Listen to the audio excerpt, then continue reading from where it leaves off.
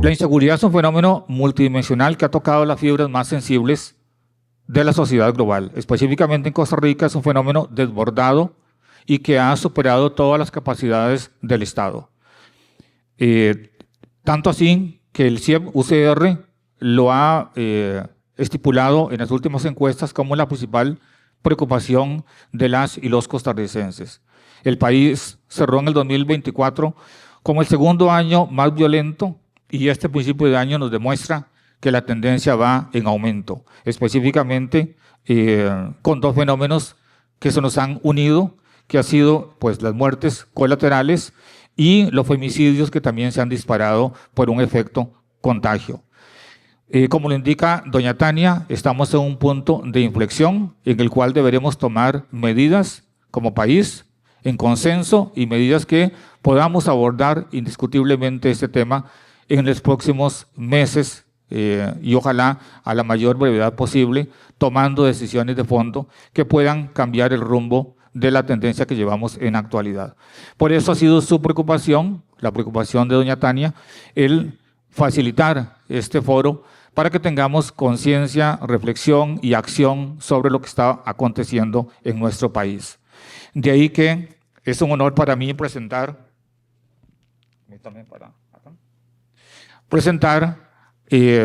de Chile, nos acompaña el señor Pablo Ceballos Vera, especialista en inteligencia, terrorismo internacional, amenazas emergentes, crimen organizado transnacional, autor del libro Un virus entre las sombras, la expansión del crimen organizado y el narcotráfico en Chile.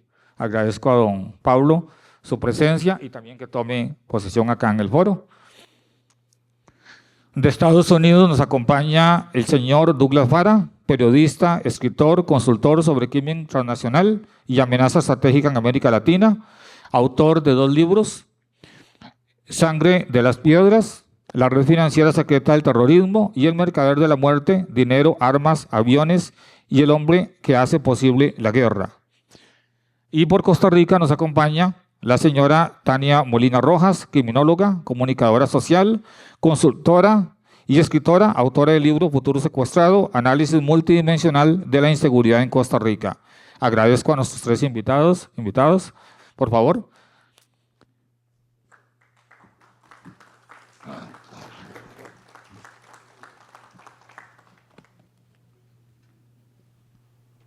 Muchas gracias. Vamos a tener inicialmente, tres partes en el foro, pero inicialmente hemos querido, porque pues así nos lo han solicitado específicamente, escuchar a los señores y a la señora experta con una pequeña ponencia de unos 15 minutos sobre los temas precisamente que están ellos no solamente publicando en sus libros de investigaciones, sino trabajado a nivel práctico en investigaciones de campo. De ahí que vamos a iniciar con una pequeña modalidad, que es una pequeña ponencia de 15 minutos por cada uno de los participantes, y en la segunda parte vamos a tener, pregunta-respuesta, y en la tercera, las conclusiones. Vamos a iniciar con el señor Douglas Fara, con la comprensión del estado de situación, con la presencia de las olas criminales y específicamente la cuarta ola que está afectando la geopolítica internacional, con presencia en la región de grupos criminales extracontinentales. Esta es la primera ponencia que vamos a tener en los próximos 15 minutos. Don Douglas, buenas noches, bienvenido.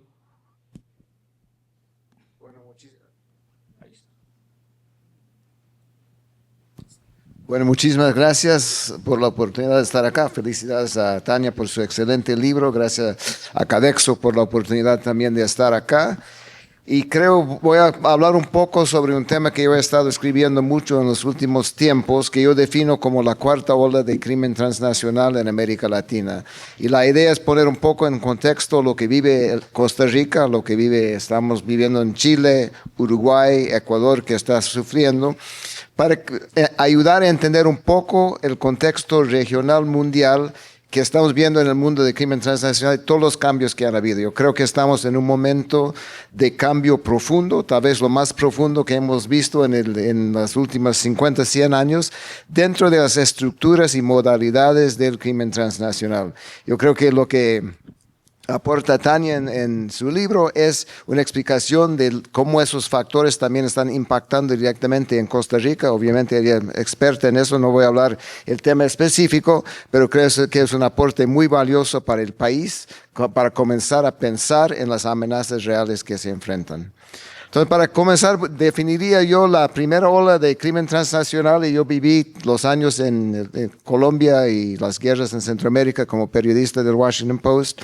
Cubrí muy de cerca lo de Pablo Escobar en Colombia, y yo diría que la primera ola es Pablo Escobar, ¿no? El pionero en llevar mucha droga en toneladas hacia Estados Unidos y traer dinero de regreso. Es un modelo bastante sencillo, o sea, un producto, un mercado, ganancias regresando a un solo país, que era en su momento radical, revolucionario, pero no era un modelo muy complejo.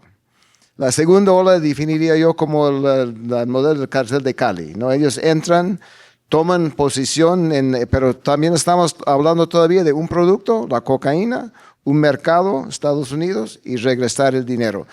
La gran innovación que hicieron los de Cali era pasar las rutas de la cocaína del Caribe, donde estaba Pablo Escobar, a México, que da lo que vemos ahora con los carteles mexicanos, ¿no? Nacen los carteles mexicanos con su poder en la cocaína a través de estos cambios en los años 90, y lo que comienza a contaminar de una manera mucho más directa, mucho más profundo a Centroamérica, ¿no? Porque ya la droga comienza a transitar por Centroamérica, no por la mayoría. No sé, y no estamos hablando en blanco y negro. Siempre ha habido un poco de exportación en Europa, siempre va a haber tránsito por el Caribe, siempre va a haber otras cosas, pero en macro lo que estamos hablando es eso, un producto transitando Centroamérica, México, a Estados Unidos, y al final de cuentas, finales de los años 90, ya los mexicanos toman control de la distribución en Estados Unidos y los colombianos se retiran a Colombia básicamente.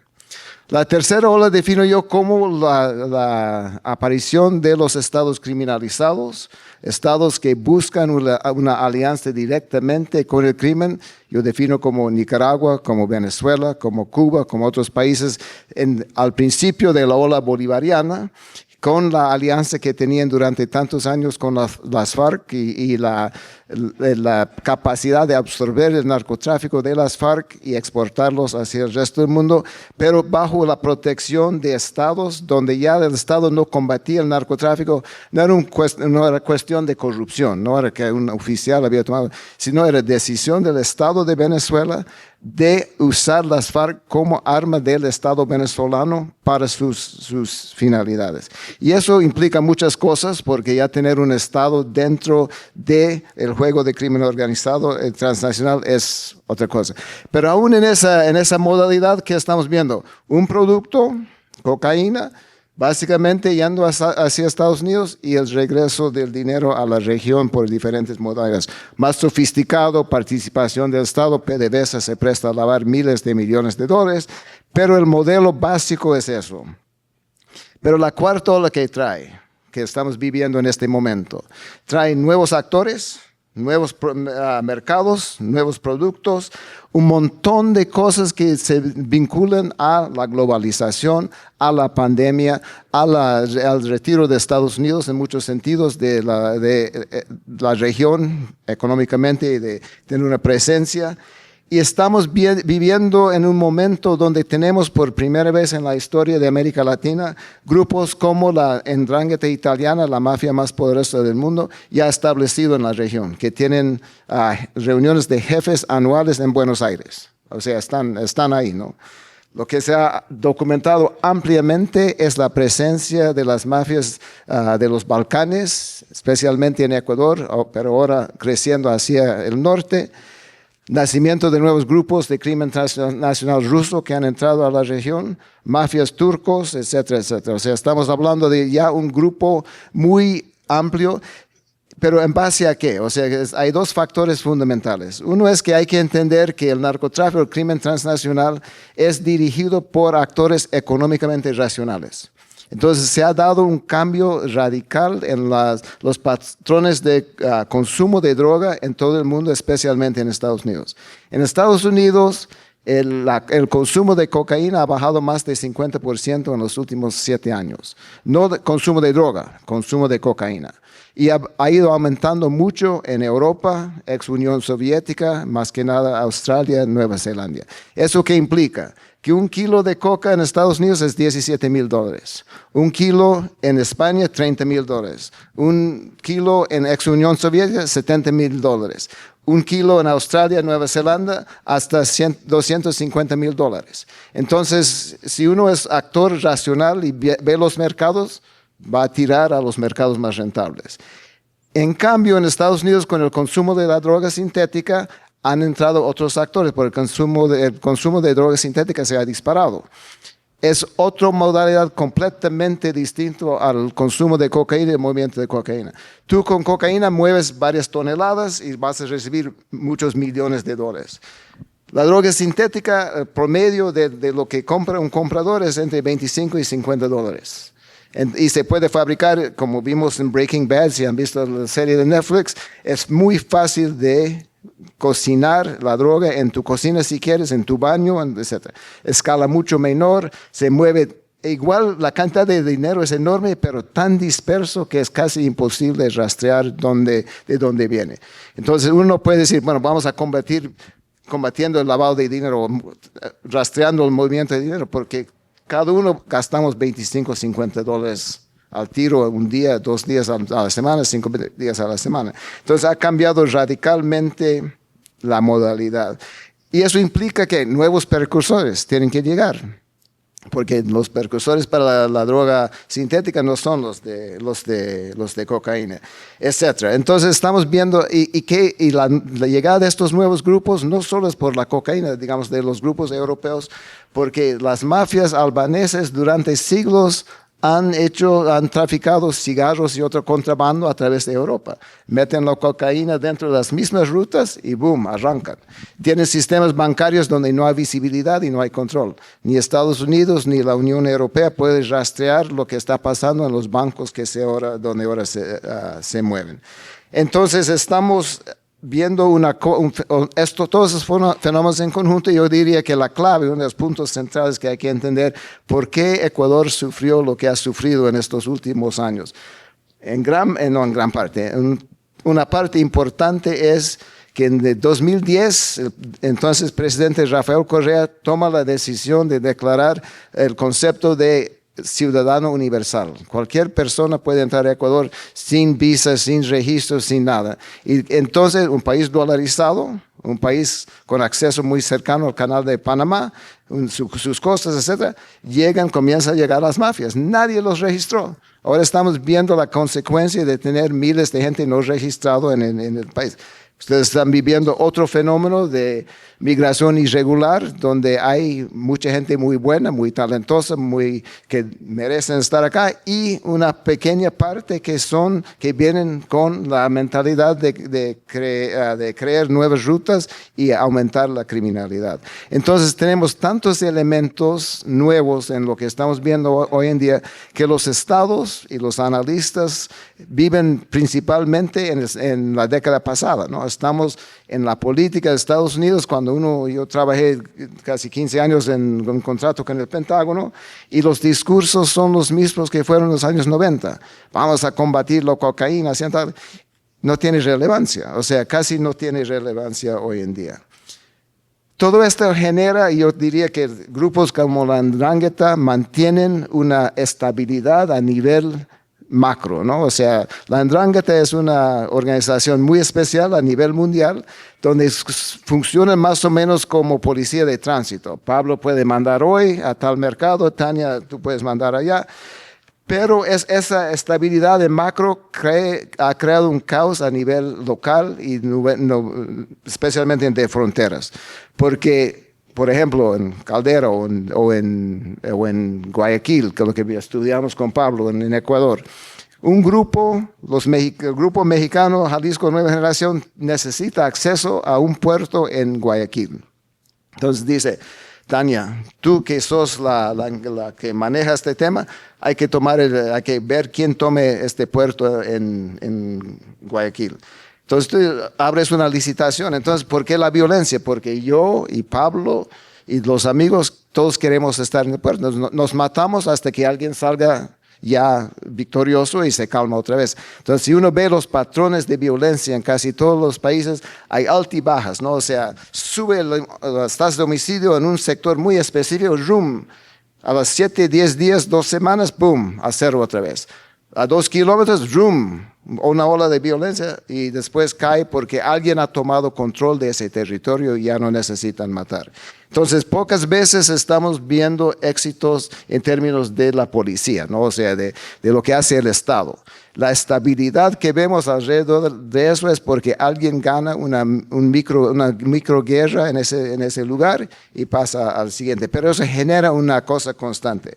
La otra cosa que ha traído es una corrupción muy dispersa, ¿no? De mucho más dinero en muchos más sectores, porque antes era muy fácil o venir en barco, pero también ir en avioneta con la coca de Estados Unidos. Tú no puedes mover toneladas de coca a Europa en avioneta. Tienes que usar puertos, obligados.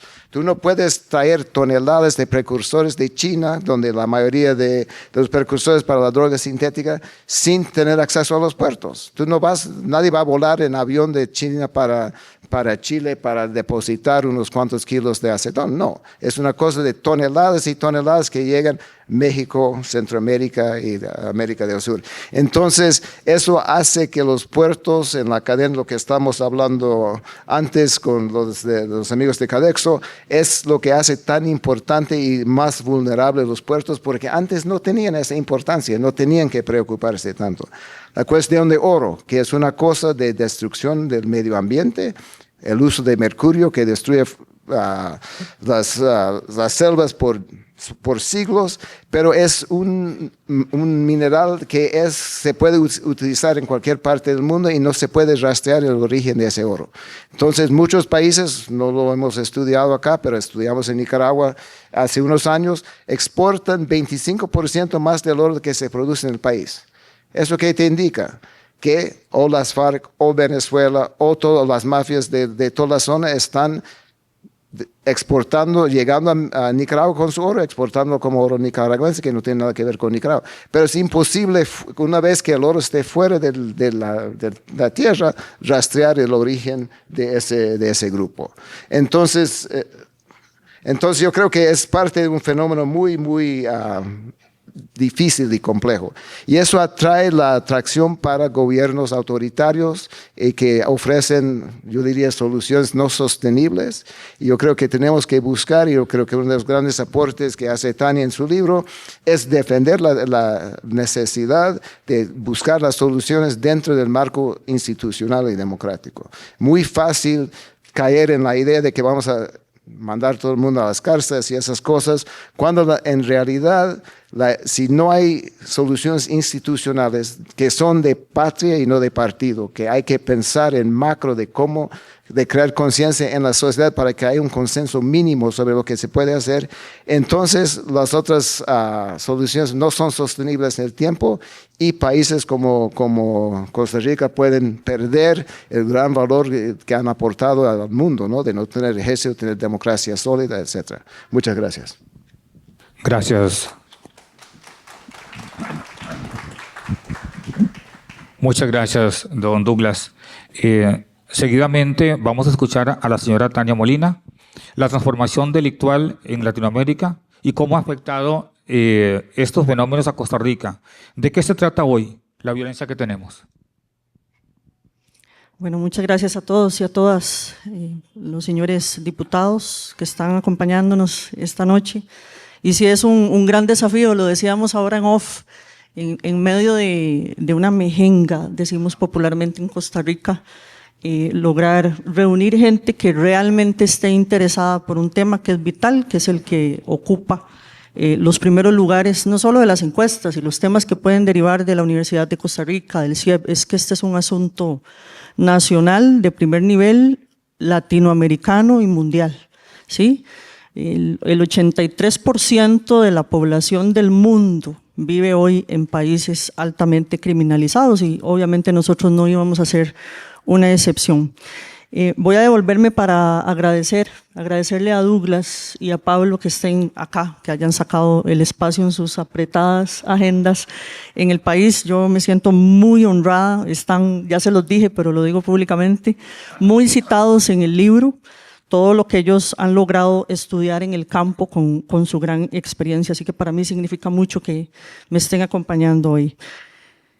¿Cuáles son los elementos principales que estamos notando y que han incidido altamente en los índices de violencia, pero no violencia, sino las violencias, que también he señalado en repetidas ocasiones en los medios de comunicación, en la prensa escrita, en el podcast, en todo lo que estoy haciendo, que nosotros tenemos que hablar de violencias, no solo de la violencia homicida, ¿verdad? Porque también podemos caer en la trampa, que es lo que hacen muchas veces las autoridades cuando hay una mínima disminución en la tasa de homicidio doloso, como el año pasado, pero pese a eso nosotros seguimos siendo un país que tiene hoy por hoy un incremento terrible en la cantidad de víctimas colaterales, y eso es dramático para una sociedad.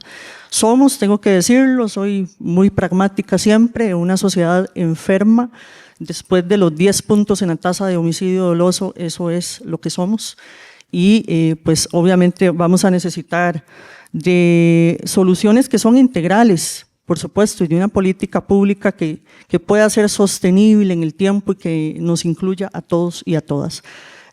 Factores son muchos, porque esto es un asunto absolutamente multidimensional, pero podría mencionar con el forro del libro algo de lo que tengo acá, que escribí, que son los factores criminógenos estructurales que tienen que ver sí o sí con lo que ya hemos señalado en repetidas ocasiones y que además algunos de ustedes han dicho públicamente, y que yo sé que hay diputados y diputadas que están comprometidos con señalar que nosotros tenemos una brecha social que está hoy más ampliada, que tenemos índices de pobreza que sí o sí están incidiendo, pero eso no es la única razón por la que tenemos esos índices de violencia disparados.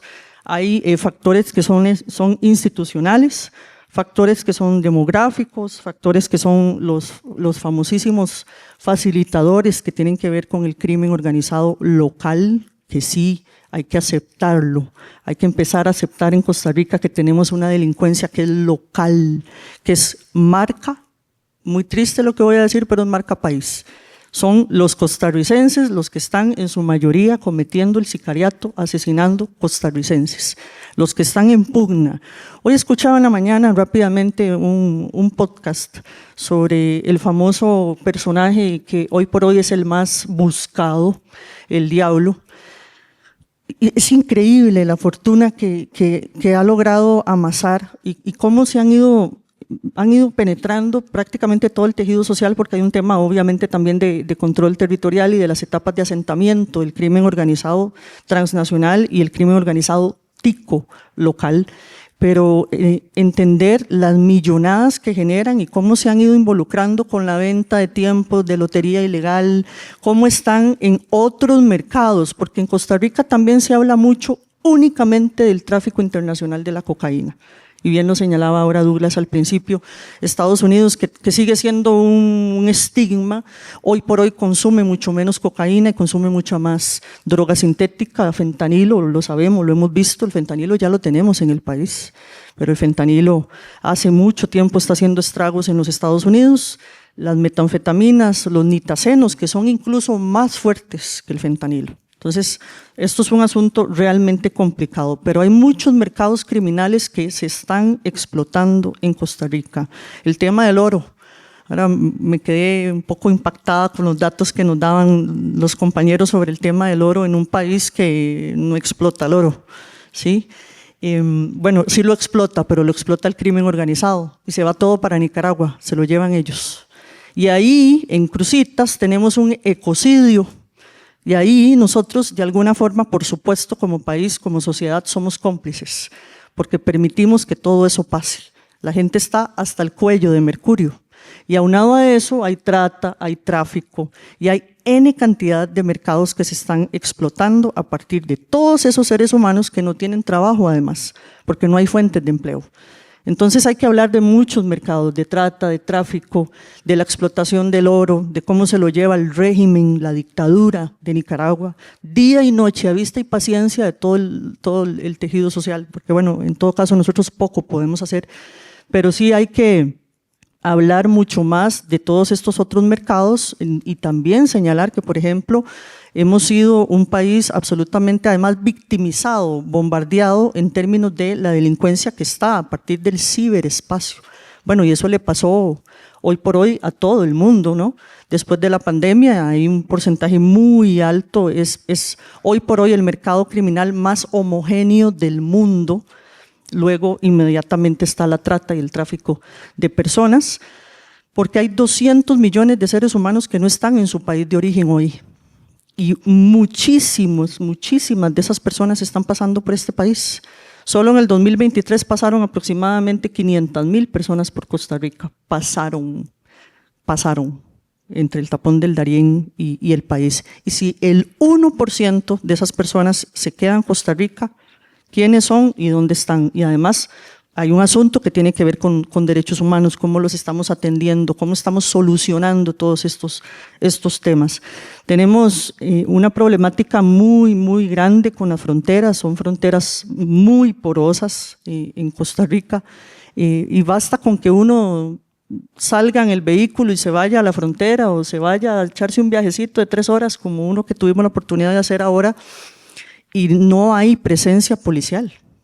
No hay presencia policial en este país. Vos podés ir de punta a punta y no vas a ver presencia policial ni retenes. Y ahí estamos obviamente cayendo en el tema que es estrictamente disuasivo, policial y a la larga represivo, ni hablar de todos los elementos que tienen que ver con lo criminógeno, pero que hay que atacar sí o sí desde una perspectiva preventiva, la prevención primaria que está tan abandonada, que nosotros deberíamos de estar definitivamente trabajando con la niñez, con la primera, la segunda infancia, que digo yo y lo señalo en el libro, y por eso la portada es definitivamente el futuro secuestrado.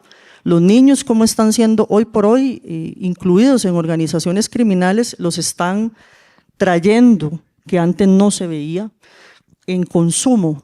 No lo hacían así, ahora sí, ¿verdad? Porque son clientela de más larga data para estas organizaciones, y además lo hacen con una cosa que es muy peligrosa, que son las sustancias químicas, porque son bonitas, y los seres humanos estamos muy familiarizados con tomar pastillas, consumir pastillas. Es muy fácil reclutar a jóvenes y adolescentes en consumo.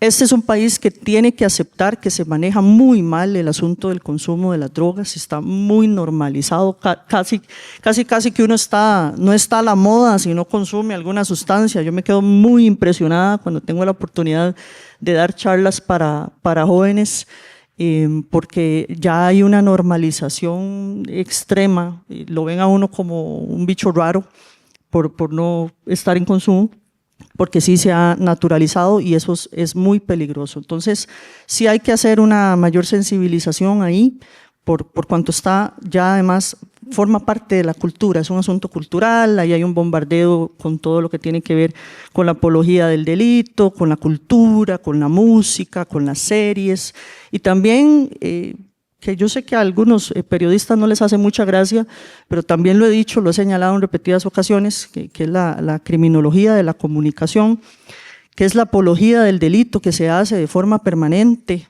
Y entonces luego se están preguntando qué pasó con Costa Rica, cómo se perdió, cómo llegamos ahí. Me preguntaba un día de eso un periodista X, ¿y qué fue lo que pasó con Costa Rica? Bueno, deberían saberlo porque son muchas veces parte del problema. Que esa es otra cosa que el costarricense tiene que aceptar, ¿verdad? Y cuál es el rol que tenemos cada uno en la sociedad, desde la comunicación colectiva, desde los medios de comunicación o desde una curul, ¿verdad? ¿Qué estamos haciendo por Costa Rica para poder traer soluciones? Pero bueno, dicho esto, para ir terminando y cerrando las ideas y darle espacio a Pablo, con los factores que han sido más determinantes, por supuesto que son muchas cosas, hay asuntos que tienen que ver estrictamente con el blanqueo de capitales, Aquí estamos hablando muy poco de capitales emergentes, extinción de dominio está absolutamente satanizado, siempre lo digo. Hay que revisarlo con lupa, eso sí, pero bueno, eso nos produce a nosotros como país un efecto globo, porque en la región andina existe y en el norte existe, en Costa Rica no existe, las organizaciones criminales lo saben, ellos exploran, estudian, analizan. Y nosotros tenemos un caldo de cultivo perfecto y maravilloso por la laxitud y además porque nosotros que en Costa Rica creamos una cultura de paz y tenemos hitos históricos que tuvieron que ver en el siglo XVIII, XIX, ¿sí? Con la abolición ser de los primeros países en abolir la pena de muerte, ser uno de los primeros países en abolir el ejército, ¿sí? Marcamos esos hitos, pero eso también marcó una pauta para desarrollar la política de seguridad. Ojo, está bien, somos un país sin ejército, entonces nos jactamos de ser un modelo. Bueno, estamos en el borde, porque sí, siempre fuimos un faro de luz y además un ejemplo a seguir. Y bueno, eso no podemos permitir que se pierda, pero ciertamente nos marcó una pauta y una visión de cómo se hizo una política que, sobra decir además, que siempre fue androcéntrica y sigue siendo androcéntrica la política de seguridad nacional, seguridad humana y adultocéntrica y además localista, y es parte de los paradigmas que obviamente necesitamos romper. Y otro de los elementos, ya ahora sí para cerrar, tiene que ver con la heterotipia, que yo también lo escribo y lo señalo, que son los mundos dentro de mundos. Hemos escuchado nosotros en los medios de comunicación, incluso a las autoridades decir, son ellos, son los otros, ellos son los que se matan, no pasa nada. Entonces eso es ese desdoblamiento que existe acá, incluso por parte de las autoridades del más alto nivel. Y ahí es donde nosotros otra vez tenemos que recuperar, número uno, entender el fenómeno, porque yo sí creo que la mayoría de los políticos no saben nada sobre estos asuntos que son de seguridad y que tienen que permitir que los que sí son técnicos o los que sí se dedican a esto, pues los asesoren para que no se caiga en el extremo del populismo punitivo, que es lo que estamos viendo hoy. Y voy cerrando con la idea también que he señalado y recientemente escribí sobre la cantidad que hay en este país de prisionalización. Los costarricenses no están al tanto. Nosotros todo lo queremos resolver con cárcel, todo. Y somos uno de los países en el mundo que más prisionaliza, el número 22 del mundo, terceros de Centroamérica. Solo seguidos por El Salvador y por Panamá, y eso es mucho decir, ¿sí? Entonces eso también hay que revisarlo y hay que revisar no solo la prisionalización, la ley de ejecución penal y otras muchas cosas que están en torno al sistema penitenciario nacional, que eso es una bomba de tiempo. Pero bueno, yo voy cerrando con esas ideas para dar el espacio, porque si no hablo hasta las 9. No se preocupe. Muchas gracias. Muchas gracias, doña Tania, por su participación. Seguidamente vamos a escuchar al señor Pablo Ceballos y nos interesa conocer específicamente la convergencia criminal entre el terrorismo y el crimen organizado en el flujo sur-norte y cuáles paralelismos existen entre lo que está ocurriendo en Chile y puede ocurrir en Costa Rica. Muchas gracias. Quiero agradecer su presencia, señora diputado, señor diputado, a todos los presentes por la oportunidad de poder conversar con ustedes. Mi apellido se escribe con Z y eso significa que siempre quedo al último con la peor pregunta. ¿Se han dado cuenta? Si hay alguien con apellido con Z, sufre como yo esa situación, ¿no? Bueno, quiero partir agradeciendo, contándole un poco por qué estoy acá. Yo llevo ya 13 años investigando crimen organizado del campo. De esos 13 años yo creo que 10 con Douglas. Pero antes de eso yo fui oficial de la policía en Chile, oficial de inteligencia. Y por lo tanto, mi experiencia en la investigación de fenómenos complejos siempre ha sido desde el territorio o del terreno, como podemos decir, no es una investigación académica. Y mi primera conclusión o mi primera reflexión es que si quisiéramos traer un experto real del crimen organizado, tendríamos que traer una persona, una señora con hijos que vive en un territorio controlado por el crimen organizado y escucharla a ella. Y recién ahí dimensionaríamos de qué estamos hablando cuando hablamos de crimen organizado. Yo voy a tratar de hablarles un poco lo que he visto, porque yo regreso a mi casa después de eso. Después de entrar a esos territorios con Dula, etc., nosotros volvemos a nuestra casa. Él vuelve a Washington, una realidad diferente. Yo vuelvo a Santiago de Chile. Y esas realidades quedan ahí. Esa señora queda ahí con sus hijos, esa señora queda ahí rezando quien pueda para que su hijo no ingrese al circuito del crimen organizado, o rezando para que si ingresa no lo maten, o rezando para que le vaya muy bien en el narcotráfico para que traiga dinero a la casa. Esa es la realidad. Entonces lo primero es que la gente se aburre cuando quieren hablar de crimen organizado, porque es un tema muy elevado, es un tema académico, y ese ha sido el gran error que vivimos en América Latina, de subir a este nivel una discusión académica y no una discusión real de lo que pasa, del impacto que tiene el crimen organizado en las comunidades. Lo primero que me gustaría decir es que el crimen organizado, en simple, es un modelo económico, es dinero. El crimen organizado no va en busca de matar gente, no disfrutan con más gente muerta, no, disfrutan con dinero, con ganancias.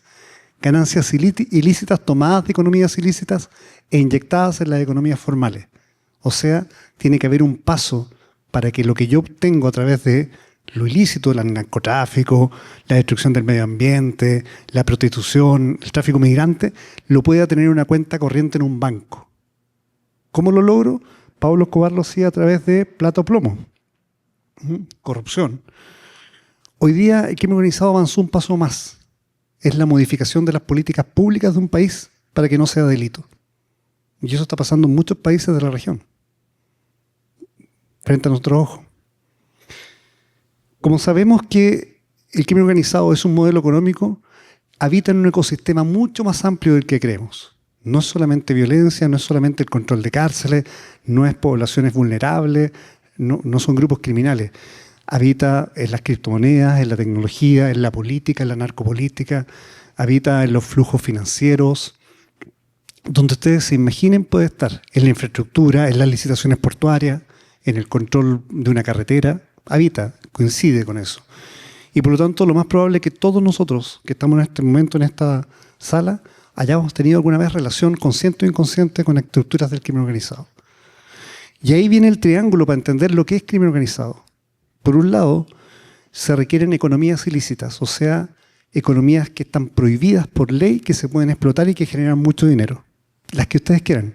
Tráfico de minerales, explotación de oro, drogas, lo que quieran, lo que se imaginen. Prostitución de niños, secuestro de niños para sacarles los órganos y venderlos en Europa. Lo que ustedes quieren que genera una ganancia ilícita es una economía ilícita. Se requiere, por otro lado, una estructura criminal dispuesta a explotar esa economía ilícita.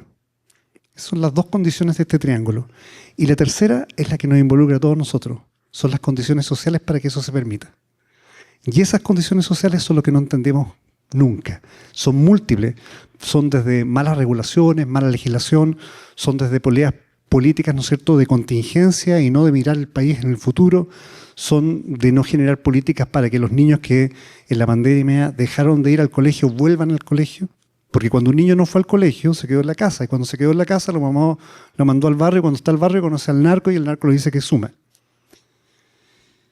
Entendemos que en esta lógica del crimen organizado, solamente como modelo económico, para que hagamos una idea, las estimaciones más bajas Douglas, ¿no?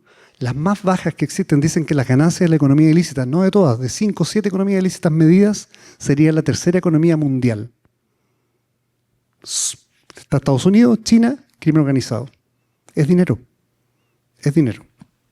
Entonces, cuando uno analiza, el Banco Interamericano del Desarrollo hizo un estudio muy interesante el año 2022 para evaluar el impacto de la violencia y el crimen organizado en la región, o sea, el impacto, no las ganancias. Y ellos estimaron que ese impacto equivale como al 3.7 del Producto Interno Bruto de toda la región latinoamericana. Eso significa, en términos sencillos, el 12%, o sea, 12 veces lo que se gasta en educación. Entonces, entendiendo ya que hablamos que es un modelo económico, la pregunta para países como el mío, que sorpresivamente se vio, entre comillas, sorpresivamente, esto no es sorpresivo, esto es sistemático, pero sorpresivamente se vieron afectados por una oleada de violencia irracional, por ingreso de estructuras del crimen organizado, la primera recomendación es no confundirse. El crimen organizado es como una atmósfera. ¿Se acuerdan cuando estábamos en el colegio que nos decían que la Tierra tenía 5 capas de la atmósfera? ¿No? Eso nos decían, ¿no? No recuerdo el nombre, pero lo que sí recuerdo es que mientras más bajo estaba la capa, más inestable era. Ahí estaban las tormentas, las lluvias, las maravillosas lluvias que están en esa capa. Y arriba, en la última capa, estaba, por ejemplo, los satélites que daban vuelta completa a la órbita de la Tierra con muy poca energía. Douglas lo acaba de decir, eso está pasando. Hay una atmósfera criminal. En el nivel más inestable se traduce en violencia. Esa violencia son los grupos que disputan una economía, los grupos que disputan un territorio, el diablo, el que está acá en Costa Rica, o el otro que son los indios, ¿no? Los Lara. Esos están en esa parte, en esa parte de la atmósfera, la lluvia, los rayos, lo que vemos. Y el Estado reacciona a eso, a la violencia. Necesitamos bajar el homicidio, que es muy normal hacerlo.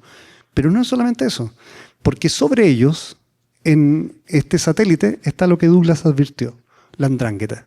No vienen a matar a nadie, vienen a hacer negocios, vienen a controlar puertos, quieren la ruta, quieren penetrar las instituciones. Eso es lo que les interesa a ellos. Y licitan a los grupos locales para que lo hagan por ellos. Son inteligentes. Es la mafia italiana, son los que más saben de hacer mafia, ¿no? Entonces, tenemos esta atmósfera criminal que hay que poner ojo. Entonces, normalmente, ¿cómo medimos el impacto del crimen organizado en la región? Lo medimos por la tasa de homicidios por 100.000 habitantes, que es una forma de medición, pero es una trampa también, porque cuando el crimen, ¿por qué hay muertos? Porque alguien disputa un territorio. Pero cuando el que gane el territorio ya no va a tener que disputarlo, ¿a quién va a matarse? Ya es de ellos. Entonces hay que medirlo con otras variables que sí la Cámara de Exportadores puede medir, que es, por ejemplo, la extorsión. ¿Aumentan o no aumentan las denuncias de extorsión? ¿Aumentan los costos de las empresas para transportar bienes por Costa Rica? Son indicativos. Pero es muy fácil ese indicativo no denunciarlo y asumirlo como un costo de seguridad, de transporte, etcétera, que va invisibilizando realmente el impacto que hay del crimen organizado en un país. Yo creo que Costa Rica es pura vida, ¿no? Es una maravilla poder estar acá. Es un país maravilloso, un país muy diferente, es un país de gente amable. No lo digo porque está acá, lo digo porque hemos estado en países donde nos han tratado muy mal y nos han echado también. Países no democráticos, por supuesto. Pero es un país que no es solo de ustedes. Disculpa que se lo diga, es un país de la humanidad. Aquí hay un pulmón de aire que nos permite a todos los que vivimos en este país tener aire. Hay una biosfera, un ecosistema único que precisamente, lamentable, un spoiler muy dramático, es hoy día una de las principales economías criminales que busca el crimen organizado transnacional.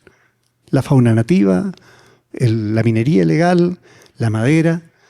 El 65% de la Amazonía se estima que está controlada por el crimen organizado. Y no está controlada por el crimen organizado no solamente porque hay cocaína o hay oro, no, porque hay hoy día la cantidad de tráfico, de tráfico de especies protegidas es increíble. Cuando Tania nos contó que en este maravilloso país no hay zoológico, yo quedé para adentro. Es una maravilla que ese tipo de cosas no se sepan, ese respeto que ustedes tienen por el medio ambiente. Pero ese respeto que tienen por el medio ambiente en zonas como Crucita, en zonas de la frontera con Nicaragua, no existe. Eso está en el papel, está en las leyes, pero no está en la práctica. Están destruyendo el medio ambiente, y no solamente el de Costa Rica, el de toda la humanidad. Y ustedes tienen una condición muy compleja, porque son bioceánicos. Nosotros los chilenos o los ecuatorianos limitamos con 2 países productores de cocaína. No producimos cocaína ni Chile ni Ecuador, pero limitamos con 2 países productores de cocaína. Por lo tanto, nuestros puertos son muy importantes para enviar cocaína por el Pacífico. Pero ustedes pueden enviar cocaína por el Pacífico, por el Atlántico. O sea, si como lo ha dicho Douglas 1000 veces, el crimen organizado es racionalmente económico. Si le preguntan, oye, ¿usted tendría que mandar la cocaína entre Chile y Argentina o tiene la posibilidad de hacerlo por un puro país que tiene los 2 puertos en el costado? Ahí ni que van a elegir. Y por lo tanto, los riesgos son altos. Yo quería finalizar, porque uno podría estar horas hablando respecto a esto, hablándolo en simple, que es la forma que creo que es más fácil de generar un impacto, porque les aseguro que en esta sala están gran parte de las mejores soluciones para proteger a Costa Rica. Están acá. Y están acá porque ustedes están interesados. Esa es la verdad. Mírense bien las caras porque ustedes son las personas interesadas en tratar de proteger este país. yo quisiera darles, en base a la experiencia de la crisis de seguridad que tenemos en nuestro país, dos tips. Nosotros, como chilenos, somos chilenos, no quiero que sientan que nos parecemos mucho, pero nosotros tenemos el síndrome de Doña Florinda a veces, ¿no? Que pensamos que vivimos en una vecindad, pero la chusma son ellos, ¿no? A nosotros no nos va a pasar esto. Y por eso nos golpea más fuerte. Entonces, nosotros como chilenos siempre pensamos que el ingreso del crimen organizado venía del extranjero. Y puede que para algunos sea cierto y puede que tengan razones para creerlo. Pero todos los países tienen delincuencia local. Y la delincuencia local es darwiniana. Va a evolucionar para sobrevivir. Y si ve que el método que ingresa desde el exterior es de violencia, van a ser más violentos. Van a defender su territorio. Y eso es lo que nos está pasando un poco en Chile. Y por lo tanto, como recomendaciones finales de lo que uno ha visto en las investigaciones, considero que como las estructuras buscan el control del territorio para controlar también economías ilícitas, el Estado no puede estar ausente en sus territorios más vulnerables. Esencialmente las fronteras, las zonas protegidas, los parques, en este caso los puertos, o la infraestructura crítica como las cárceles. También creo que ustedes tienen en su condición bioceánica la complejidad de no tener un ejército, que es normalmente el último botón de resiliencia que tienen todos los países para defenderse de amenazas complejas. Pero tienen un botón mucho más fuerte que ese, que es la educación. Cuando ustedes decidieron, como costarricenses, tomar la decisión de no tener ejército para fomentar la educación y la salud, hoy día tienen que hacer honor a esas palabras y apoyar esa educación para que los niños vuelvan a estudiar y se les enseñe desde temprano la educación para la legalidad, que es la única forma de incentivar a que esos niños no ingresen a los circuitos criminalizados, y es algo muy difícil. Y por lo tanto, las verdaderas fuerzas especiales contra el crimen organizado son los profesores. A ellos hay que especializarlo más que incluso que las policías. Creo que el trabajo de las cadenas de suministro es súper importante y me gustaría terminar con una reflexión.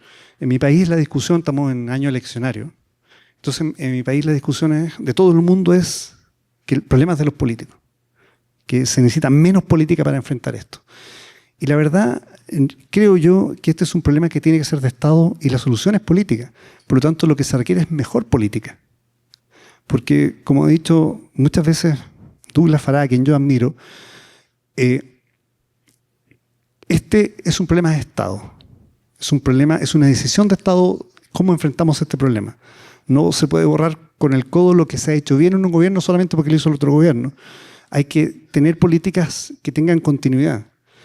Y el crimen organizado encuentra en las debilidades que tenemos para enfrentar esto la mejor forma de crecer. Es un virus que germina en la sombra, en los espacios que el mismo Estado democrático ofrece. Y esa es la gracia del crimen organizado. El crimen organizado se demora un segundo en lo que el Estado se demora 10 años. Muchas gracias, don Pablo. Le agradecemos mucho. Vamos a continuar con la segunda parte. En esa segunda y tercera parte, en esa segunda parte hacemos una pregunta con 5 a 8 minutitos de espacio para la respuesta en el mismo orden que comenzamos. Y después vendríamos con la última sección, que serían las conclusiones. ¿Cómo analizan ustedes la estrategia que está utilizando los gobiernos del hemisferio para enfrentar la convergencia criminal y, por ende, el impacto específicamente en los temas de seguridad nacional? Específicamente nos interesa conocer la experiencia pues, de cada uno en su país, en el caso de Trump, en el caso de nuestro con Chávez y en el caso de Chile. Comenzamos con don Douglas.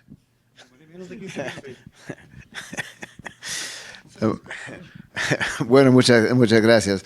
No, yo creo que estamos en un momento muy complejo, ¿no? Porque estamos viendo las demandas de gente que se siente insegura para enfrentar fenómenos muy complejos y sin un liderazgo. Yo digo ahora, yo escribí, hemos hablado mucho con Pablo, un concepto de que ahora estamos enfrentando un autoritarismo ideológicamente agnóstico. Si uno analiza realmente de los gobiernos autoritarios, Maduro es madurista, no es socialista. Daniel Ortega no es socialista, es orteguista. Yo diría que Bukele no es de derecha, es bukelista. O sea, no hay más que democracia o autoritarismo en estos momentos para escoger. Y nosotros en Estados Unidos estamos viviendo un momento muy difícil, ¿no? Con ver hasta si el sistema nuestro aguanta, no puede aguantar lo que viene encima. Entonces yo creo que en términos de lo que estamos viendo a nivel regional. El ejemplo que pone Estados Unidos siempre es muy importante. Yo creo que eso ha sido, a mi criterio, muy problemático en los últimos meses porque estamos enfrentando una nueva realidad con un nuevo tipo de populismo que no habíamos visto en 100 años. Pero yo creo que cada país tiene que estar consciente de que hay alternativas democráticas, institucionales, para enfrentar estas nuevas realidades que son sostenibles. Yo digo que el gran problema, además de los derechos humanos y todo lo que viene con el autoritarismo, derechos humanos, el Estado de Derecho, etcétera, etcétera, es que no son sostenibles en el tiempo, a no ser que se vuelvan Daniel Ortega, que tiene que controlar todo el territorio, todo el tiempo, todo el que respire, para que no salga de sus manos y vive rodeado de un núcleo muy pequeño con problemas enormes para la población en general. Entonces yo creo que de la tentación de esos modelos que ofrecen respuestas que parecen un poco rápidas, tal vez visibles en 3 meses, 6 meses. Yo creo que por eso lo que dijo Pablo, lo que yo he dicho, lo que dice Tania, es que tenemos que sentar las bases para tener un consenso mínimo. Ya hemos tenido el privilegio con Pablo de estar en Uruguay y en diferentes países donde ahora se ve, en Chile mismo, se ve que los grupos de la izquierda democrática con la derecha democrática se pueden sentar porque están alarmados. Y el gran problema que tienen las democracias es que son mucho más vulnerables porque ustedes siguen la institucionalidad. Como Pablo dijo, si yo quiero como narco comprar la mejor tecnología para hacer cualquier cosa, lo hago. 3 segundos, boom, lo compro. El Estado va a ir a una licitación que tal vez llegue. Yo estuve con la delegación de Estados Unidos en Ecuador hace unos años hablando, pidieron ayuda desesperadamente. ¿Cómo nos puede apoyar? Y la delegación de Estados Unidos, ¡ay, excelente! Vamos a apoyar, sí. Después de toda la conversación, creemos que dentro de 2 años podemos comenzar un proyecto. Y los ecuatorianos, vamos a estar muertos en 2 años. ¿De qué nos sirve eso, no? Entonces hay esa vulnerabilidad de las democracias por ser institucionalistas. Entonces, por eso tiene que ser proyecto de consenso, para que no haya ataque constante de la oposición, de que no hagan eso. Porque eso no es sostenible. Ahí lo dejo.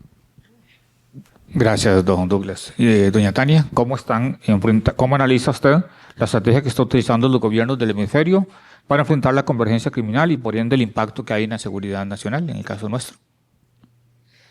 Bueno, en el caso nuestro, qué complicado, ¿verdad? Porque es exactamente el modelo de ese poquito emular el totalitarismo, ¿no? El caudillismo. Estamos viendo cosas muy peligrosas y estamos escuchando narrativas muy peligrosas. Y es eso, porque estamos también transitando un momento con las violencias que es álgido, histórico. En los últimos 2 años, 2023 fue el año récord, no solo la cantidad de homicidios dolosos, sino lo que decía ahora, ¿verdad? De las víctimas colaterales, que es increíble ver cómo instrumentalizan y cómo además lo están haciendo absolutamente adrede, porque eso es una semiótica, ¿verdad? Que tiene que ver con todos estos mensajes que están enviando para imponer marca, para ir tomando control de los territorios y demás, y que eso no lo veíamos. Es muy peligroso porque como estamos ahí, las soluciones pareciera que tienen que ser absolutamente mágicas. Entonces hay que hacer muchas cosas hoy, ya, rápidamente. Es como lo que está pasando con el sistema penitenciario nacional, que también lo he dicho. Celebro que hoy por hoy se habla, yo tengo rato de estar hablando del sistema penitenciario nacional, de estar diciendo que el Instituto Nacional de Criminología no es un instituto y no tiene criminólogos. La gente se imagina un edificio lleno de criminólogos que son los que emiten criterio. El criterio criminológico que emite esa comisión, porque es una comisión, riñe con los criterios del juez de ejecución penal. Y entonces aquí nosotros deberíamos de estar discutiendo hace rato, desde que llegó este gobierno, poder desarrollar sí o sí la ley de ejecución penal, porque no puede ser posible que el instituto diga que 6.000 privados de libertad no tienen que salir y el juez de ejecución penal los saque. Y hoy están en nuestras calles. Hay una realidad tangible en Costa Rica que tiene que ver con la laxitud, porque sí prisionalizamos mucho, sí tenemos un hacinamiento desbordado, eso es un asunto muy preocupante que hay que resolver, que no se está resolviendo. Hay que decir que los esfuerzos han sido tardíos, descoordinados, y que ahora lamentablemente, y con todo el respeto y el cariño a quienes son hoy políticos y ejercen semejante labor, hoy nos encontramos en esas disputas, ¿verdad?, que son absolutamente políticas y todo tiene banderías políticas y se les olvida que se trata de un asunto de seguridad humana que tiene que ser sí o sí en el consenso que decís, Douglas. Tenemos que encontrar acuerdos, sí o sí, si no, no lo vamos a lograr. En todo caso, yo no lo estoy viendo, yo creo que todo ha sido tardío, ha sido ineficiente. Para muestra un botón la cantidad de violencia que tenemos, el incremento en la cantidad de femicidios por efecto imitativo, por repetir patrones, porque además se están viendo reflejados en ciertas narrativas que son muy violentas y que son políticas. Entonces es algo así como, si ellos pueden, yo también puedo, ¿verdad? El tema de la impunidad, la corrupción. Todas las organizaciones criminales nunca van a operar en un vacío. Necesitan de complicidades y en este país hay muchas complicidades de muchos sectores. Esto no es un asunto nada más de los gobiernos de turno, que también lo he señalado. Entonces son décadas, vamos a decir que al menos unos 20 años donde ha sido peor, donde hemos abandonado, tenemos una crisis educativa y esas deberían de ser nuestras mayores fuerzas. Ahora lo señalabas, Pablo, pero tenemos una crisis en el sistema educativo tremenda y así en muchas áreas y es muy complicado. Entonces, para cerrar esa idea, ¿cómo estamos haciendo en el país para resolver? No estamos resolviendo. No se está resolviendo y aunado a eso nosotros tenemos el efecto globo por las políticas de los Estados Unidos que nos afectan tantísimo. Ya sabíamos que con la segunda llegada de Trump, que llega hoy por hoy con mucho más poder, iban a haber consecuencias que se han sentido. Ha habido un efecto globo y además un efecto desplazamiento, una migración inversa y aunado a eso también vienen y nos piden que recibamos aviones, que seamos tercer país seguro. Entonces, eso es complejo porque nos pone a nosotros en una posición muy vulnerable.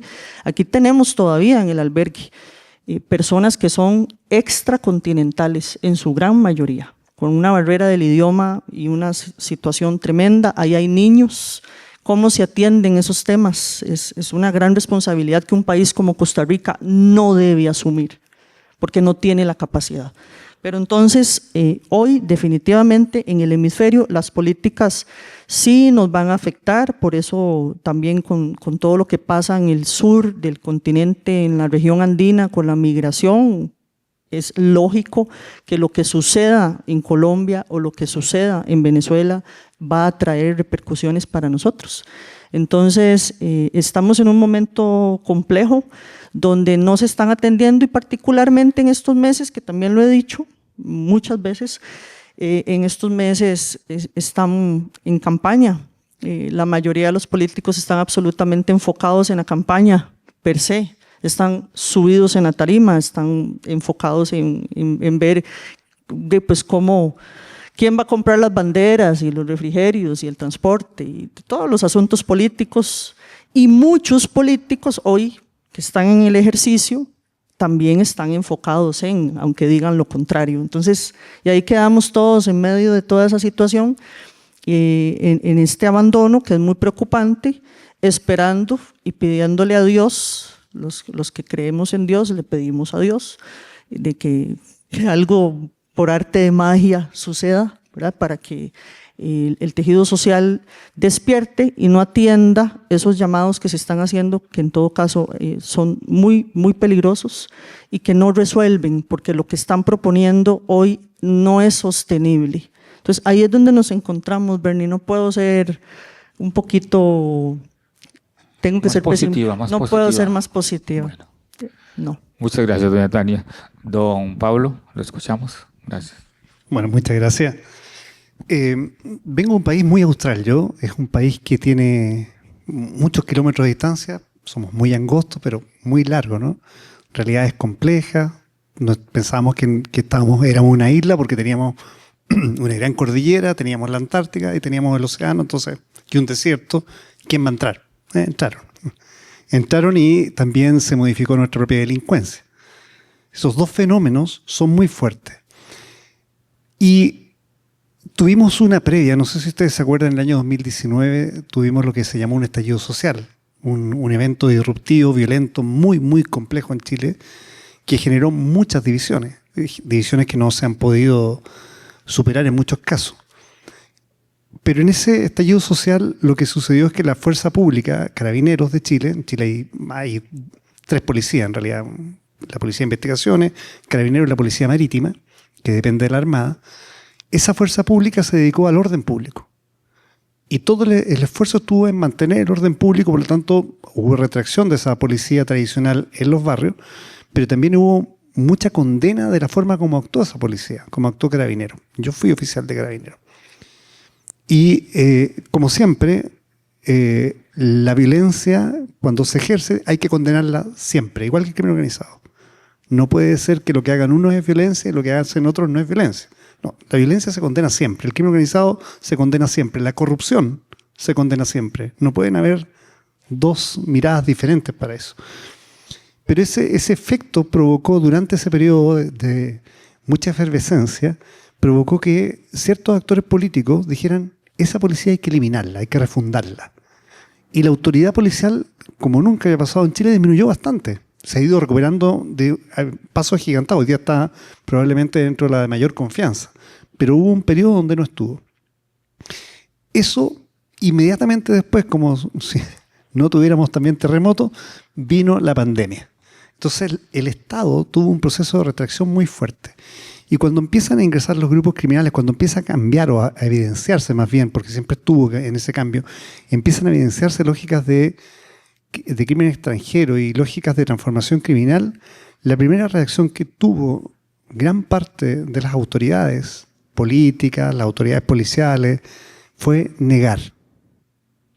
Después la segunda reacción fue: esto es una cosa temporal.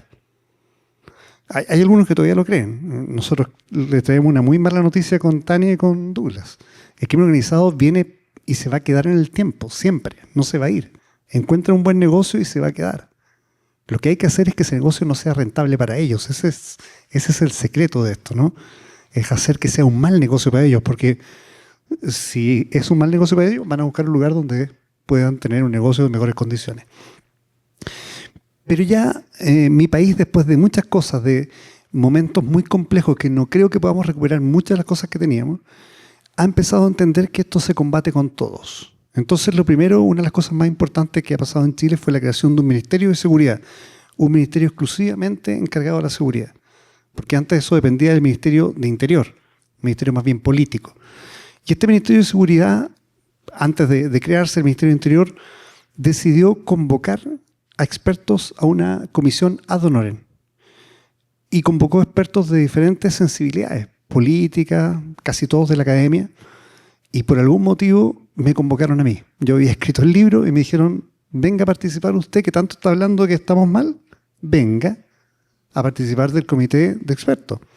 Cuando es una invitación del Estado, no es una invitación del gobierno, uno no puede decir que no.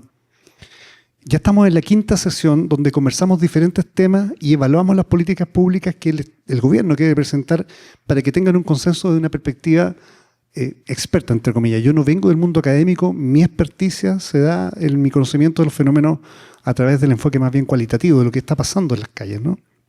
Como Janet, ¿no? Que está acá. Es un enfoque que uno puede lograr observando, analizando y mirando parámetros que van más allá de esa frialdad que tiene la planilla Excel. Porque la planilla Excel nos dice: estos son los delitos, pero no vemos el rostro de ese delito. No vemos la mamá que perdió el hijo, no vemos... Entonces es importante ese análisis. Esa política pública de mi país me hace sentir bastante orgulloso. Puede que no logremos nada, puede que no pongan atención, pero sí ellos dieron un paso. El gobierno actual dio un paso y dijo, mira, vengan los que quieran hablar. Ustedes de esta sensibilidad política no importa, venga, pero hablemos acá lo que está pasando. Veamos cómo solucionamos esto de acá. Mi país es bien burocrático en algunos aspectos, por lo tanto, todo lo que se habla en esas sesiones queda escrito en un acta. Y uno tiene la libertad de decir, mira, esto va a pasar, esto va a pasar, esto va a pasar. Si no le hacen caso, da lo mismo. Eso quedó en un acta, alguien lo advirtió. Ese tipo de políticas públicas son importantes. Estamos reformando el sistema de inteligencia. Quizás tenemos poco tiempo para que sea efectivo. Estamos entendiendo que la inteligencia no es política, que la amenaza de la inteligencia es entender cuáles son las amenazas del Estado, que van a trascender a las amenazas de un gobierno. Y por lo tanto hay avances que tenemos que sostener, pero somos humanos. Erramos, nos equivocamos, puede que no sirva de nada, pero lo que no podemos quedarnos es con que no intentamos hacer un cambio. Y esa es mi reflexión final. Yo creo que el primer cambio no es convencernos, no es convencer a la política, no es convencer a la academia, es convencer a la sociedad de lo que está en juego. Es que la sociedad entienda que la informalidad, sí, es más barato que ir a comprar al centro, comprar las cosas de contrabando es mejor, pero explicar qué consecuencias tiene la informalidad. La esclavitud que hay detrás de la informalidad, los negocios ilícitos que hay detrás de la informalidad, el ocultamiento de capitales provenientes de narcotráfico que hay detrás de la informalidad. O sea, nosotros tenemos que, el esfuerzo que tienen las personas que tienen voz como Tania, las personas que representan algún gremio, las personas que representan algún partido político, el objetivo real es convencer a la sociedad de lo que está en juego. ¿Y qué creo yo que está en juego hoy día? Como nunca en América Latina, está en juego la democracia y el Estado de Derecho como lo conocemos. ¿Y por qué lo digo? Esto no es una visión de que yo tenga alguna definición política, lo digo por una cuestión muy lógica. Hoy día lo que puede conseguir inmediatamente votos en un sistema político son modelos represivos. Hablar de modelos preventivos de largo plazo, mejorar la educación, reformar la policía, crear una nueva policía, generar un buen sistema de inteligencia, son cosas que trascienden 4 años, en el caso mío de gobierno. En el caso de ustedes también, es una política de largo plazo, pero no trae votos. Y ese es el problema, ¿no? Y hoy día necesitamos que estas discusiones sean discusiones de Estado, pero que también esté incorporada a la sociedad, que también esté invitada a la academia a traer sus ideas, sus sugerencias, a enfrentar este problema, porque creo que una sociedad informada nunca va a ser una sociedad cómplice. Muchas gracias, don Pablo. Les agradezco.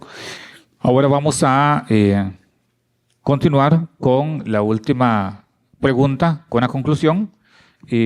¿Cuáles consideran ustedes, comenzando por don Douglas, que son los retos para un país como Costa Rica en el corto, mediano y largo plazo para establecer una ruta de seguridad? Bueno, yo creo que hemos hablado mucho, ¿no? de un poco de ese mismo tema. Yo creo que no es problema de Costa Rica, sino hemisférico, incluyendo de Estados Unidos a Argentina. Yo creo que hay que entender un poco lo que dijo Pablo, que es una mala palabra en América Latina y por razones muy válidas, la inteligencia es lo fundamental. Yo tuve el privilegio de trabajar muy de cerca en la guerra en Colombia con los de inteligencia de Policía Nacional y el Ejército, donde lograron realmente un milagro porque sacaron por un tiempo, después volvió las mismas tendencias históricas de usar la inteligencia para ir tras el enemigo político, pero había una década donde es una inteligencia sana que revirtió la guerra ahí, simplemente porque si tú vas a mandar a 10 soldados a hacer cualquier cosa y no saben el objetivo, no saben a qué van, no entienden el medio ambiente donde se están moviendo, van a fracasar, tienen que fracasar. Lo que tienen que tener es objetivos específicos donde pueden llegar y hacer ciertas cosas y entender cuáles son las estructuras. En Estados Unidos, como digo, estamos todavía combatiendo la cocaína de los años 80. No estamos en este nuevo mundo todavía y eso hemos hablado mucho allá. Entonces yo creo que es uno de los retos y yo creo que el gran reto ahora, yo creo que en todo el mundo, es cómo pasar esa polarización tan grave que estamos viviendo, ¿no? Donde si uno no está de acuerdo con uno, es el enemigo. Ya no hay esa capacidad, hemos perdido mucho la capacidad de decir, bueno, no estamos de acuerdo en eso, pero no quieres decir que tú no amas a Costa Rica. Tú eres patriota, yo soy patriota, podemos hablar. Yo soy norteamericano, debería de poder hablar con gente allá como norteamericano para buscar soluciones. Y eso se ha perdido en todo el continente. Yo creo que es otro de los retos muy grandes. Y yo creo que otra cosa, como dijo Pablo, lo ha dicho Tania, lo que escribe Tania en su libro, es que la educación, lo que llama, ¿cómo para tener adultos, ¿no? Adultocéntrico, me gustó mucho la palabra. Todas las soluciones que estamos buscando son adultocéntricos y tenemos que ir a la escuela, a la niñez, que implica retirar recursos de ciertas cosas para tener los recursos. Y solo voy a cerrar con un ejemplo. Yo viví, como te digo, el fenómeno un poco de cerca en Colombia. Y hay esa idea de que Estados Unidos donó miles de millones a Colombia y por eso ganaron la guerra. Y donaron bastante, sin duda. Pero en ningún momento Estados Unidos donó más de 6% del presupuesto militar a los colombianos. Ellos pagaron 95% de todo. Porque lo que ofreció el gobierno es decir, mire, a los empresarios, a los gremios, nosotros necesitamos 20,000 soldados. Eso nos va a costar tanto. Vamos a subir los impuestos para pagar eso, pero dentro de 6 meses ustedes van a ver 20,000 soldados. Necesitamos 10 helicópteros, cuesta tanto. Entonces había cierta transaccionalidad de transparencia, ¿no? Si ustedes nos dan los recursos, van a ese lugar y si no logramos eso, es corrupción nuestra y nos pueden identificar y juzgar. Entonces yo creo que hay modelos para sacar los recursos tan necesarios sin la idea de que denos el dinero y confía en nosotros, pues ahí vamos a hacer milagros. No, tiene que ser una cosa de coparticipación de la sociedad con una transparencia del gobierno para decir, estamos decididos que esto es lo que, estamos de acuerdo que esto es lo que necesitamos, estamos de acuerdo que eso es lo que tenemos que pagar y estamos de acuerdo en aportar ese dinero para esos fines específicos. Muchas gracias, don Douglas. Doña Tania. Gracias. Bueno, muy puntual porque yo sé que están cansados ya, todos madrugamos mucho. Para el corto, el mediano y el largo plazo, muy fácil. En el corto, obviamente, tenemos que buscar el control territorial, que lo hemos perdido, porque hay muchísima gobernanza criminal, ya lo vemos. Aquí hay muchas zonas donde las autoridades ya no llegan, ya no entran. Tienen prohibido entrar y se les cobra peajes a las personas y se les está cobrando a los piratas también y se les cobra a las personas en general en todas las comunidades, o sea, ya estamos ahí. Entonces, en el corto plazo urge solucionar temas que sí son de infraestructura carcelaria y del sistema penitenciario nacional. Eso es una bomba de tiempo que nos va a estallar en la cara en los próximos meses, ni siquiera en los próximos años, en los próximos meses. El control territorial, el tema del capital emergente, señores diputados, capitales emergentes, hay que darle músculo a la ley, la 8204, y darle más músculo al Instituto Costarricense sobre Drogas, que es sí o sí el que traza la política criminal de este país, no es el Ministerio de Seguridad Pública. Y además la rectoría en temas de seguridad humana lo tiene el Ministerio de Justicia y Paz también. Entonces, ojo con eso, que es importante y está para el corto plazo. Pues obviamente también hay que revisar temas que son de recurso policial. Tenemos muy poca policía, apenas 13,500 hombres. Ese es el pie de fuerza de este país. Necesitamos redoblar esfuerzos ahí. En el mediano plazo, por supuesto, urge inteligencia financiera, sí o sí. Una política país que tiene que ser integral, donde incluya además la ruptura de paradigmas, que son los paradigmas que yo estoy planteando en el libro.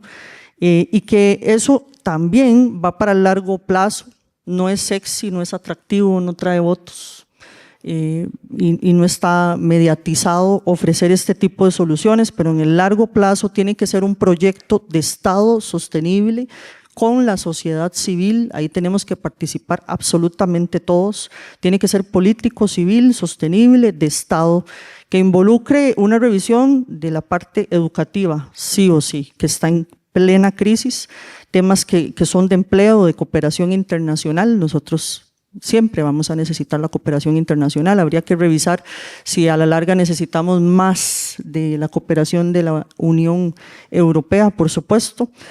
El combate a la corrupción, que eso aquí es un saludo a la bandera, ¿verdad? Cajita blanca para el combate a la corrupción. Eso urge para el corto, mediano y largo plazo, por supuesto.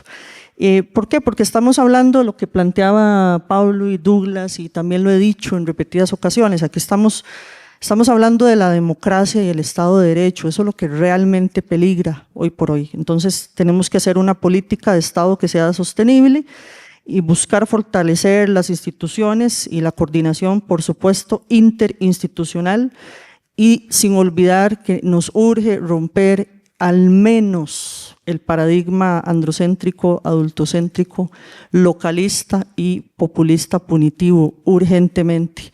Yo sé que es una cosa como un poquito utópica, ¿verdad? Es un poquito romántico quizá, pero hay que hacerlo, y la política tiene que ser así, incluidos todos y todas, sostenible, con la sociedad civil, los que hacemos parte, tenemos una fundación, estamos en una ONG, todos tenemos que estar ahí para poder sacar adelante el país. Don Pablo. El último de la lista, sí. Yo como ya puedo decir que el pueblo costarricense es tan cariñoso con el extranjero, les voy a pedir yo un favor a ustedes, ocupando mis minutos de respuesta. Que ustedes piensen un segundo, ¿qué es lo que los hace sentirse orgullosos de ser costarricenses? Piensen un segundo, ¿qué es lo que realmente les hace sentir que son personas bendecidas, especiales por vivir en esta tierra? Y esa pregunta que ustedes se van a hacer, y ojalá algunos tengan una respuesta, después convérsela en sus casas, en sus familias, de qué es lo que les hace sentir ese orgullo de haber nacido en esta tierra. Bueno, eso es lo que se puede perder. Eso es lo que está en juego. Lo que ustedes pensaron que les da orgullo. Su marca, la forma como son de personas, su democracia, el tener un país que no tiene ejército, el que aquí se firmó un acuerdo internacional para resolver los conflictos de forma pacífica. Todo eso está en juego. Para ocupar mi minuto, o lo que queda en qué es lo que realmente me preocupa, yo creo que ustedes tienen un tema de su ecosistema marítimo portuario que está en riesgo. Y eso no es concesión portuaria, eso es marca Costa Rica. Sería terrible que la Peña de Costa Rica tenga que pasar 5 días más en los puertos de Amberes y Rotterdam porque vienen todas contaminadas por cocaína, y eso puede pasar. El ecosistema marítimo portuario no es solamente la empresa que tiene la concesión, es todo el sistema que va desde cómo llega la carga allá, dónde se mantiene, etcétera, cómo se resguarda eso, ¿ya? 80% de exportación por un puerto, 80% de importación por un puerto, eso se llama ¿cómo? Es teoría general de sistemas. Creo que ese es el nombre que usan los ingenieros, ¿no? Algo entra y algo sale. Hay un proceso que lo transforma. Yo no soy ingeniero, así que si hay un ingeniero, por favor, me perdona por haberlo dicho mal, pero creo que ese es el concepto. Lo único que sé es que cuando se da el ciclo de la teoría general del sistema, algo se transforma.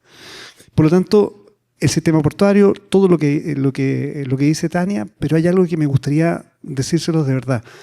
El crimen organizado va a ir por sus riquezas naturales. Va a ir por tomar esos animalitos que están ahí protegidos, que ustedes han cuidado, que no permiten tener en zoológicos, pero los van a tomar, los van a capturar, se los van a mandar a narcos, los van a vender para comida asiática, va a ir por su oro, va a ir por su madera. Esa es una economía tremendamente rentable. Es una economía criminal muy rentable. ¿Por qué? Porque normalmente no tiene penas en cárceles. Porque normalmente no sé cómo será el concepto acá, pero es receptación. No, este tipo venía con esto que robó, venía con este animalito, pero él no lo robó, lo transportaba solamente. Y el crimen es esencialmente económicamente inteligente, va a buscar las economías rentables de menor riesgo. El contrabando, una economía muy rentable de menor riesgo. Así que creo que esos son los puntos más importantes, y no olviden lo que los hace sentirse orgullosos de ser costarricenses. Eso es lo que está en juego. Muchas gracias, don Pablo. Muchas gracias, don Douglas. Muchas gracias, doña Tania. Muchas gracias por habernos acompañado en este episodio del podcast TMR Seguridad Hoy. Los invitamos a seguirnos en nuestras redes sociales.